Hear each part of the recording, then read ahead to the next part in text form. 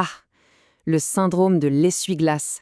Rien que le nom, pour qui court un peu, ça fait mal. C'est cette douleur-là sur le côté du genou qui s'installe et qui transforme une sortie géniale en véritable galère. Et si la solution, ou du moins une grande partie, ne se trouvait pas dans des étirements complexes, mais tout simplement dans ce qu'on a au pied.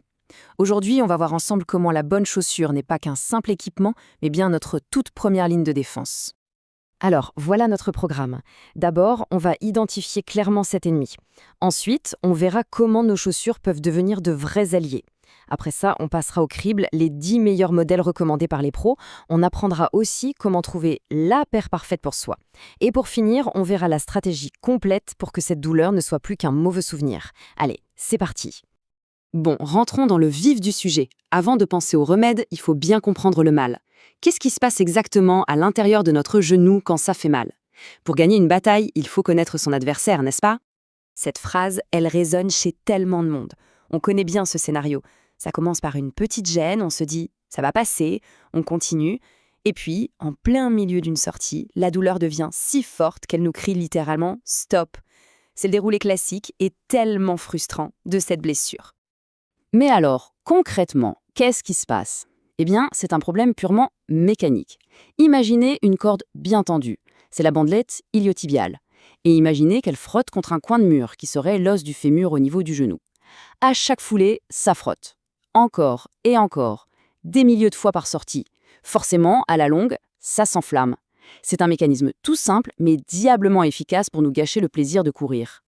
Allez, assez parlé du problème, parlons maintenant de la solution. Et la toute première, la plus accessible, c'est la technologie qu'on a sous nos pieds. Avant même de regarder les marques ou les couleurs, il est crucial de comprendre ce qui, dans la conception d'une chaussure, peut tout changer. C'est de la vraie science en fait. Une bonne chaussure, en gros, elle a 4 super pouvoirs. Premièrement, le contrôle de la pronation. Ça, c'est quand le pied s'écrase un peu trop vers l'intérieur à chaque impact. La chaussure est là pour le remettre droit. Ensuite, l'amorti. C'est facile, c'est notre airbag personnel contre les chocs du sol. Troisièmement, la stabilité. Ça, c'est un peu comme des rails qui guident le genou pour qu'il reste bien dans son axe sans partir sur les côtés. Et enfin, le drop. C'est la différence de hauteur entre le talon et l'avant du pied. Ça peut paraître un détail, mais ça change complètement la posture et la répartition des forces sur le genou. C'est l'harmonie entre ces 4 points qui fait une chaussure protectrice. Et voilà, le moment que beaucoup attendent, le fameux top 10. L'auteur de notre source a vraiment fait le tour de la question, avec des centaines de kilomètres de tests. Voici donc les modèles qui sortent du lot, ceux qui combinent le mieux soutien, amorti et stabilité pour protéger nos genoux. On commence avec du lourd, la Brooks Adrenaline GTS 23. Son arme secrète, c'est son système Guide Rails. Imaginez des petits pare-chocs de chaque côté du pied qui empêchent le genou de dévier. L'auteur confirme, plus de 500 bornes avec, zéro douleur. Juste après, un monument, l'Asics Gel Kayano 31. C'est un peu le rock de la stabilité, une valeur sûre pour un confort incroyable sur les longues distances. Et pour compléter ce podium, la Saucony Guide 17. Elle, c'est la bonne surprise. Elle offre un super maintien, mais elle reste hyper souple et légère. Continuons avec 2 autres excellents choix, mais avec des philosophies différentes.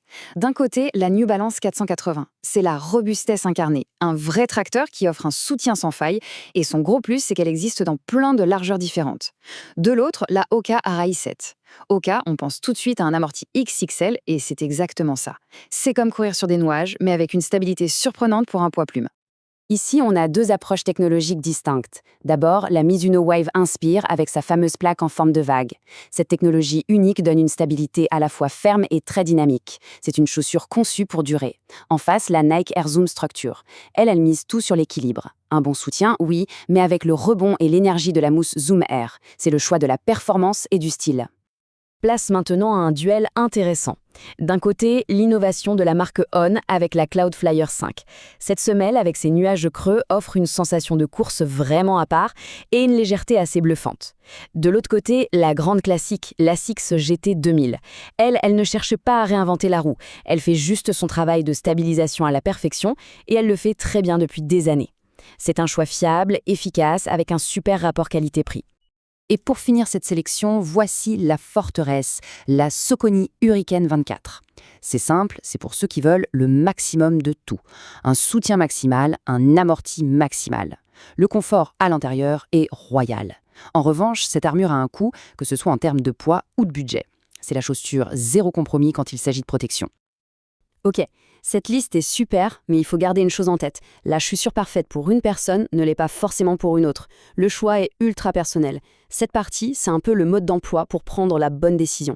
Celle qui sera adaptée à sa propre foulée, à sa morphologie et à ses objectifs.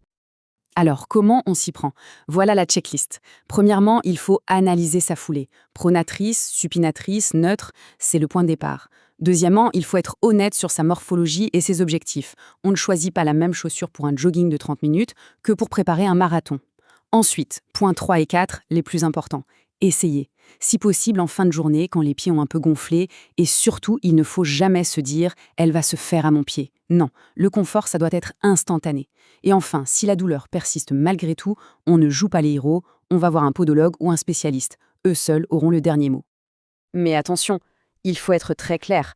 Croire qu'une paire de chaussures, même la meilleure du monde, va tout régler comme par magie, c'est une illusion. La chaussure, c'est un outil fondamental, oui, mais ce n'est qu'une seule pièce du grand puzzle de la prévention. Pour courir sans douleur sur le long terme, il faut voir plus large. La vraie solution, c'est de construire un corps plus résistant. Comment? En renforçant les hanches et les fessiers, parce que ce sont eux les vrais stabilisateurs du genou, en s'étirant régulièrement pour garder de la souplesse, en évitant l'erreur classique du débutant, en voulant trop vite. Il faut y aller progressivement. Pensez aussi à varier les terrains. Un coup de bitume, un coup de sentier, ça évite de répéter toujours le même stress. Et enfin, travailler un peu sa technique. Une foulée plus efficace, c'est moins de choc. C'est l'ensemble de tout ça qui fera la vraie différence. Au final, le message principal, il est là. Une bonne paire de chaussures, des exercices de renforcement, une bonne gestion de l'entraînement, tout ça, ce n'est pas une dépense, c'est un investissement. Un investissement dans sa santé et dans son plaisir de courir. Parce que prévenir, ce sera toujours mieux que de devoir guérir. Alors voilà, la question est posée. Il est temps de jeter un œil critique aux chaussures avec lesquelles on court en ce moment. Sont-elles de vrais partenaires qui nous protègent? Ou bien, sans qu'on s'en rende compte, sont-elles en train de préparer le terrain pour de futures douleurs? C'est peut-être le bon moment de leur faire passer un petit entretien d'embauche. Pensez-y et bonne course.